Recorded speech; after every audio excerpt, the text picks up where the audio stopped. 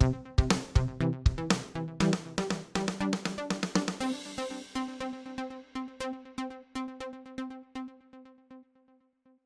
despite years of experience as an emergency room physician, Brian Fengler found it impossible to get the real-time, evidence-based guidance he needed to make fast treatment decisions in tricky, life-threatening cases. So, in 2014, he co-founded EvidenceCare to help docs like him make better decisions. Today, the company's software is available in leading health systems, providing real-time, contextual information right in the EHR workflow. Hi, everyone. I'm David Williams, president of strategy consulting firm Health Business Group and host of the HealthBiz podcast, a weekly show where I interview top healthcare entrepreneurs about their lives and careers. If you like this episode, I really hope you'll subscribe and ask your friends to do the same. Brian, co-founder and chief medical officer of EvidenceCare, welcome to the HealthBiz podcast. Thank you so much, David. It's great to be here. Appreciate the opportunity. Absolutely. Well, I jumped right to the exciting part, but we're going to back up a few years before that, and love to hear a little bit about your background, what your childhood was like, any childhood influences that have stuck with you for the duration. Yeah, absolutely. So, grew up in Syracuse, New York. Father was a school teacher and basketball coach, and mother was an OBGYN nurse.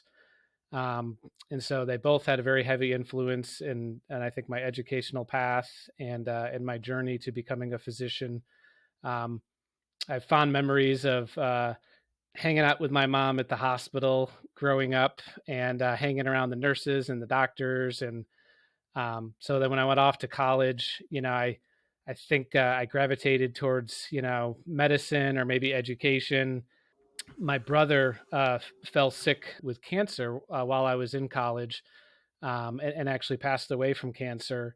And it was sort of, I think that situation right in the middle of my college years that sort of pushed me strongly towards moving forward with medicine, and went on to go to medical school in Syracuse. Went and did my emergency medicine residency at the University of Virginia. And then practiced emergency medicine for about 10 years here in Nashville before founding EvidenceCare. Got it. Well, I'm sorry about, your sibling. That's a very tough one. And we'll often do interview entrepreneurs that had some kind of a formative experience like that. I'll say on the lighter side, Syracuse is a pretty serious basketball town. There are some other coaches there. So I guess your dad and Jim Boeheim are the two well-known ones from Syracuse, if I had to take a guess. Absolutely. Yeah. Yes. So it's a place that does take basketball pretty seriously. So I think at every level. There's nothing else to do in the winter up there than go inside and play basketball. So yeah, very good. So what was it like sort of early on in your career after med school, and you were working, Middle Tennessee emergency physicians and then physicians urgent care, maybe in more of a management kind of a role? What was that experience like compared to what you were, expecting, or what your early experience had been?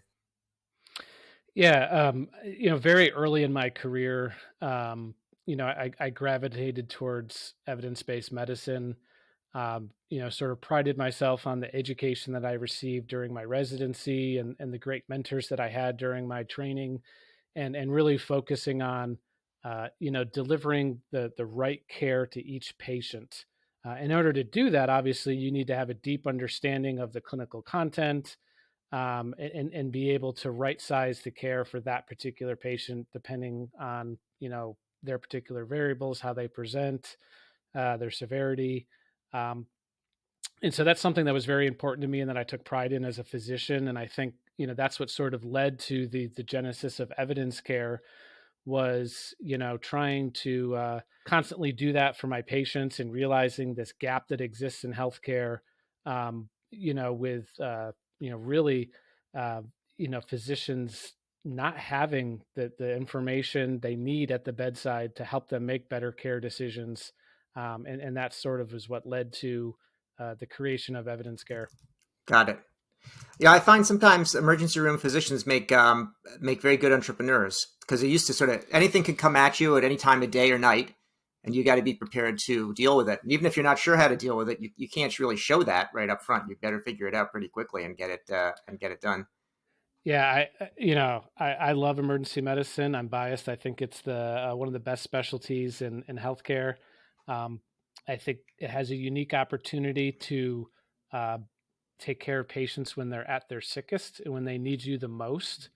And so, as an emergency physician, you get a broad exposure to a lot of different diseases, but the most critical moments of those diseases, and being able to be there, at that time of need, when patients need those split second decisions is a part of medicine that I enjoyed. But then you're spot on. I mean, there are so many emergency physicians that, go on to become entrepreneurs. And I think that by the nature of the type of folks that go into emergency medicine, we all have lots of different interests in and out of the hospital. We work shift work, so we have shifts that we are not at the hospital. We have the capacity to do other things, unlike some specialties that, are just sort of, 6 or 7 days a week at the hospital and don't really have much of that opportunity to, dip their toe in other things. So Brian, on the one hand, it makes sense. You're doing the work, you're not getting information you need, but on the other hand, it's sort of like, wait a minute. We spend a lot of money on healthcare. There's a ton of money in, decision support, reference tools, and all that. What do you mean you don't have the information you need to make the decisions? I mean, what are you talking about? What was there, and why wasn't it adequate? I think it just speaks to how complicated a topic it is. I think, when meaningful use first came out, and the EHRs became mandated, I think they were focused on, what they needed to do initially, which was, documentation of patient encounter, placing orders, and billing and coding so that the hospital could continue to operate and get paid. And so, when we originally created EvidenceCare, it was sort of out of that gap of EHRs are very good at certain things, but they weren't so good at, that clinical decision support, that giving the clinical content to the physician or nurse when they need it at the right time on the right context of a particular patient.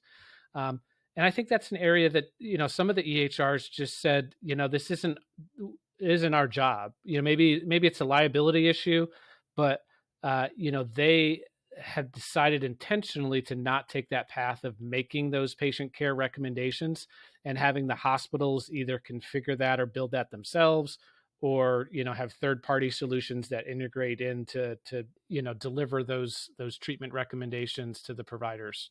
Got it. So how did it come about that you left what you were doing to start this up with? And did you have a co-founder, I think? Yes. So, came up with the idea for EvidenceCare, started meeting with some healthcare executives in Nashville. Was very fortunate to be in Nashville. Yeah. Just because of how strong of a healthcare focus there is in the community, and got plugged in pretty quickly with some healthcare executives, and the network started to grow. Met my co-founder Jim Jameson along the way, and him and I just hit it off immediately.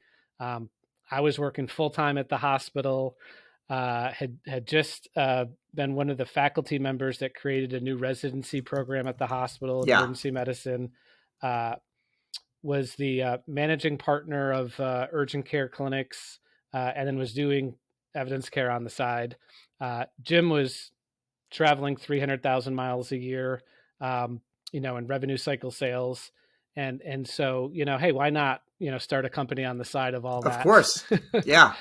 So the two of us hit it off and just started doing our thing, meeting with investors, raising capital, hired our first employees, started building the product, started building the vision for what we wanted EvidenceCare to be.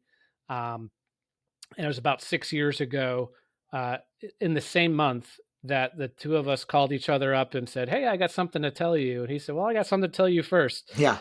He said, "I'm thinking of, my current company just had a acquisition, and I'm thinking the timing is right for me to leave."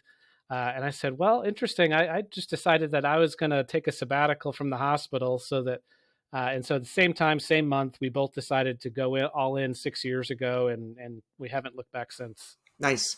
So, a lot of times when someone's starting a company, they'll have like a minimum viable product, MVP sometimes called.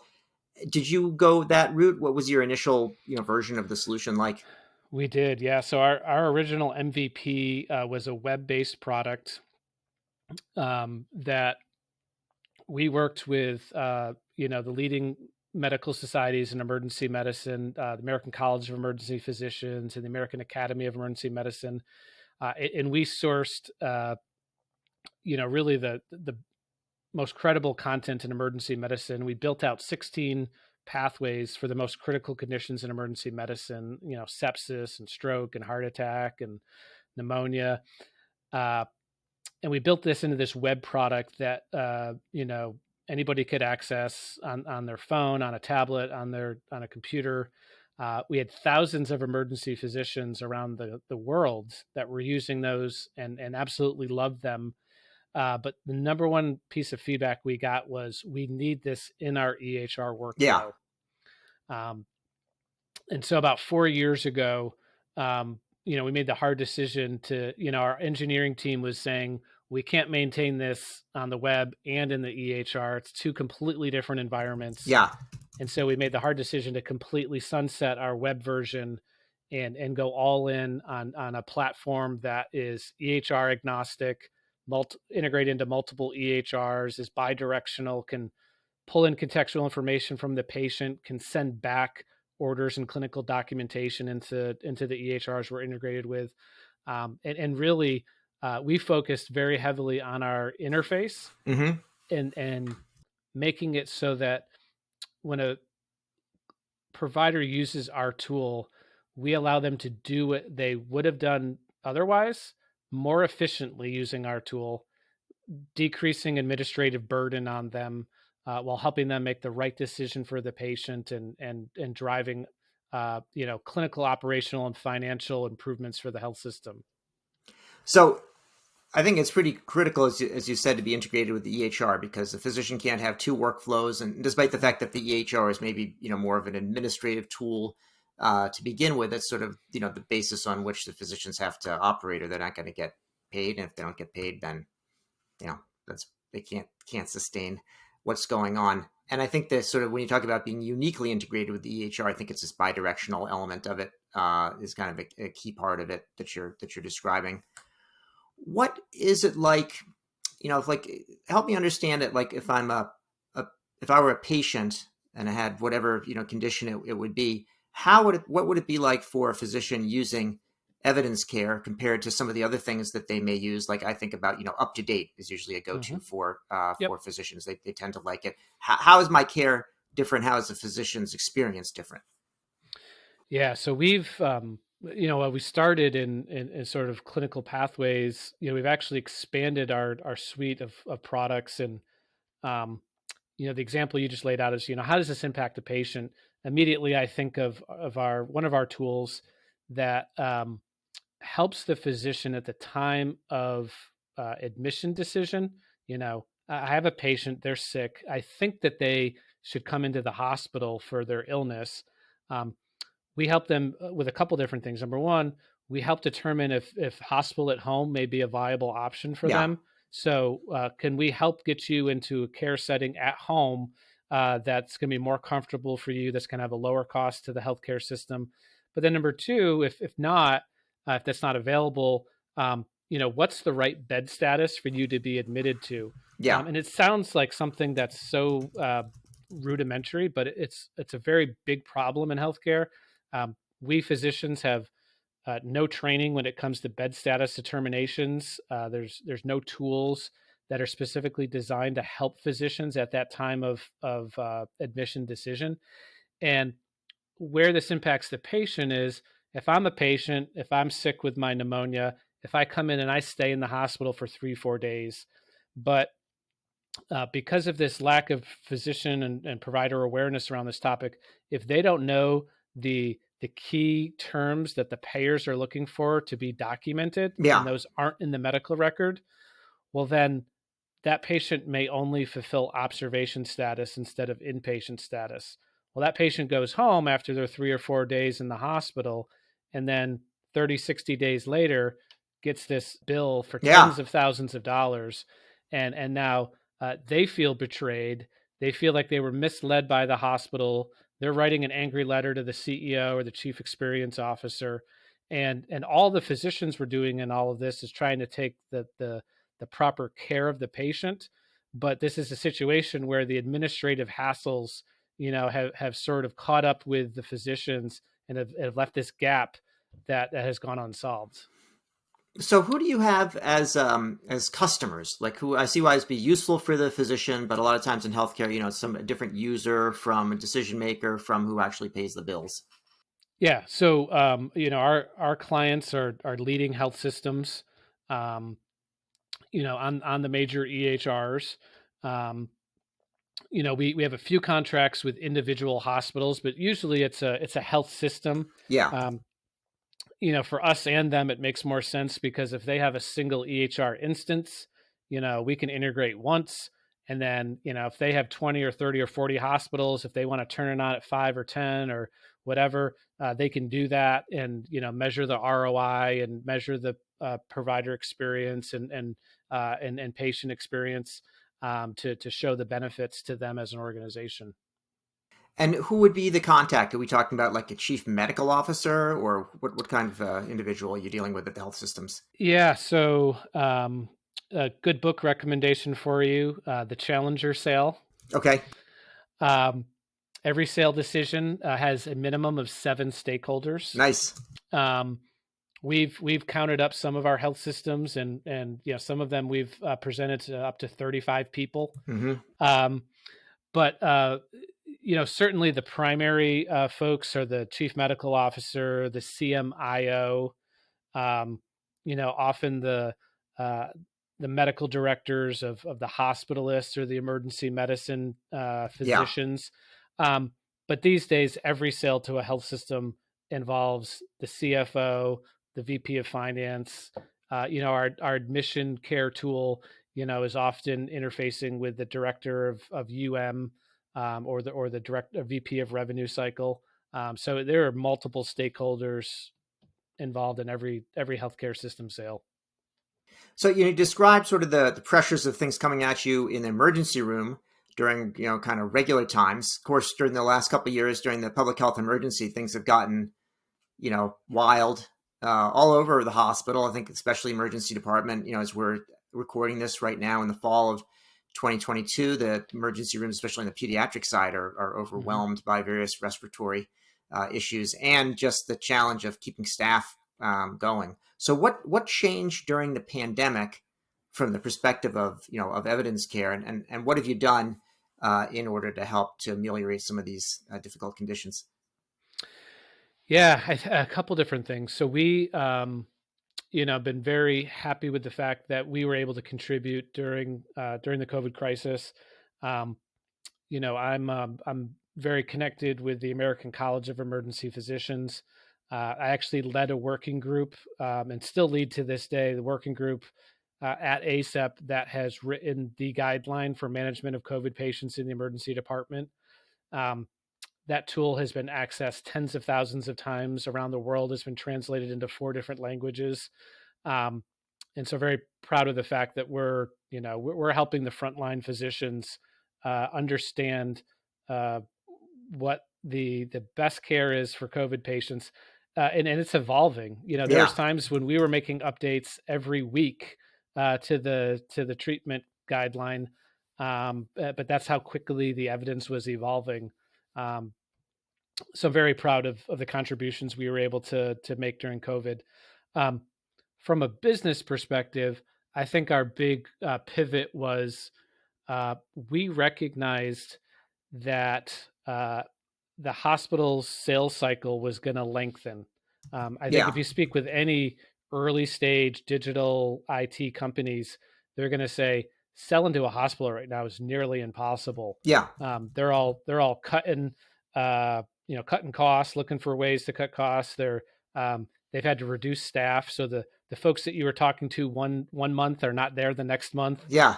or are now Or wearing if they three different hats. or if they want to talk to you, it's about getting a job with your company as opposed to Yeah. buying stuff for them. Oh, we've had those conversations. For Yes. sure. So we focused, very narrowly on uh, what of our tools can offer demonstrable financial benefit to our clients. And so I mentioned before, we have a whole suite of clinical products, but we've really narrowed it down to there's two of our products that have you know tangible ROI. One of which increases revenue, that Yeah. admission determination tool, and then another one that has operational cost savings by reducing care variance Hmm. and length of stay. And those two tools combined, we're sort of saying, if you're a health system who's having problems with margins, which is every single health system, Right. here are some clinically based tools that can help you increase revenue, decrease costs, and it's not by not staffing a floor in your hospital. Yeah. It's by helping your physicians. It's reducing administrative burden on them, but by helping them make the right decisions. Having proper documentation in the medical record, and reducing areas of avoidable care that are unnecessary. Great. You mentioned when you were getting the company started with your co-founder that you were looking at investors and so on. What has been the way you financed the company? Have you had institutional investors, as the usual friends, family, and fools, or what course have you taken? Uh, I'm chuckling here. You can see me on camera because yes, the whole starting a company, raising capital. Um, I would not recommend the route we went for anybody who's looking for advice, Okay. though I don't know that it's not the route that often folks have to go. So, um, our we started raising capital. We went to a number of different investment groups. They all love the idea, love the product. Hey, you go get 4 or 5 health systems using this. We'll Yeah. invest in this. We're like, okay, well, how do we, how do we build this? How do we? So after putting, up hundreds of thousands of dollars of our own money, um, we finally went out and realized anytime we showed this to physicians or hospital executives, they said this is a no-brainer. We actually hosted a dinner in Nashville, and raised our seed round of capital from dinner. Yeah. After spending 6 months, and dozens of meeting with folks over coffee, we just got them all into a room, had an event, raised the seed capital we needed. Um, from there, we were very fortunate to meet an angel investment group in Nashville called New Cura, Uh-huh. that was founded by a physician here in town, um, named Don Lazis, a very well-known physician in Nashville. And he immediately, saw the problems that EvidenceCare was solving, and believed in Jim and I. And so they made a major investment. And then as things have gone, things have just snowballed. We've had health systems that have now invested. We've had venture capital groups that have come on. But the interesting thing about it is, the last million that we raised was 100 times easier Yeah. than the first $100,000 that we raised, back when we every dollar was so precious, and we were just starting the business. Just interesting how those things just kind of snowball. Yeah. No, it's good to hear how it worked out. I mean, sometimes when you go out and you're looking for funding and say, that sounds great, show me all your customers and then come back and think, if I had all the customers, I probably wouldn't be here in the first place. We'd be talking to somebody else. So it can be tough to kind of get going with that. And it sounds like sometimes companies are killed by what they do with financing early on. So it sounds like you at least live to tell the tale. That's not as bad as what I've heard elsewhere. Yeah, I have lots of scars from it, though. I mean, believe me. And when folks have asked the question before of what would you do differently, or those first few years, I mean, we're spending 70-80% of our time raising capital, Yeah.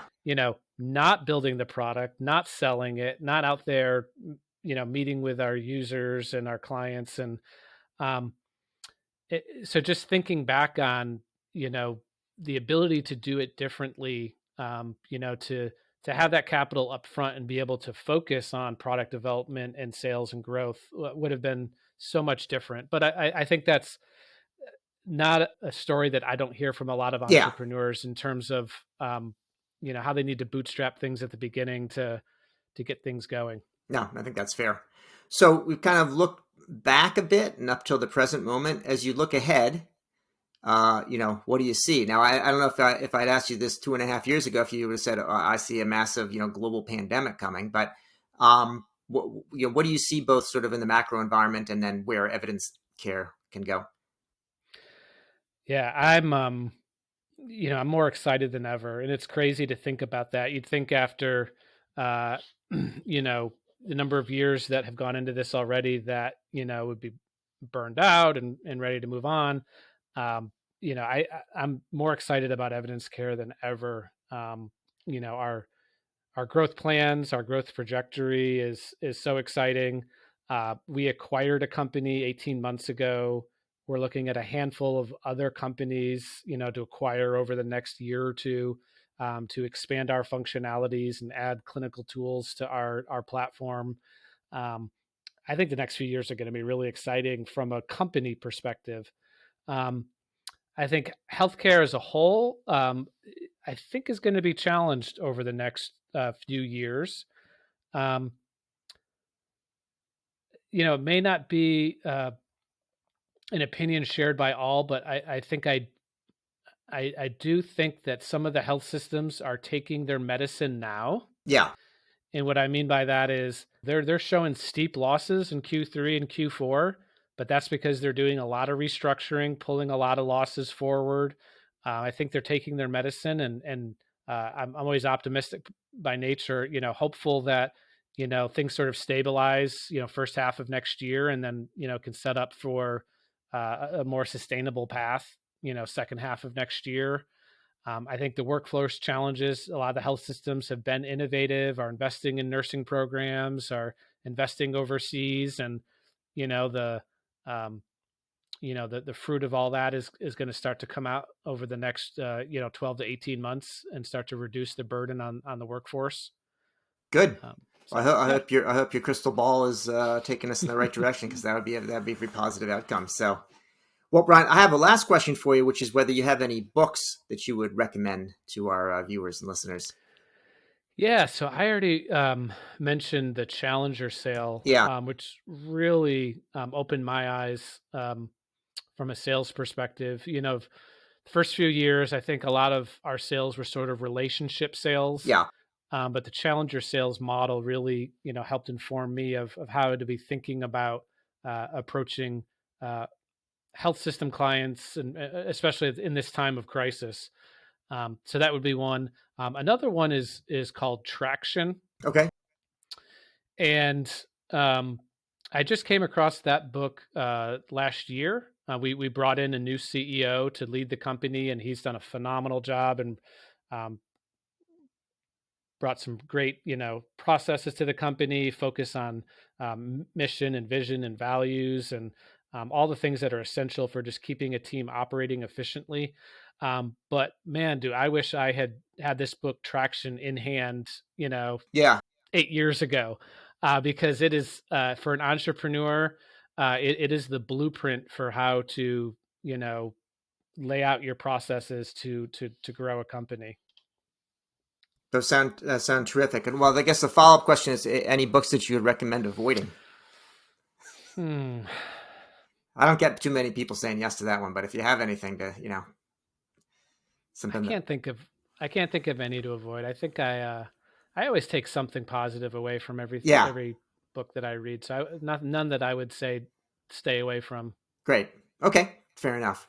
Well, Brian Fengler, co-founder and chief medical officer of EvidenceCare, thank you so much for joining me today on the HealthBiz podcast.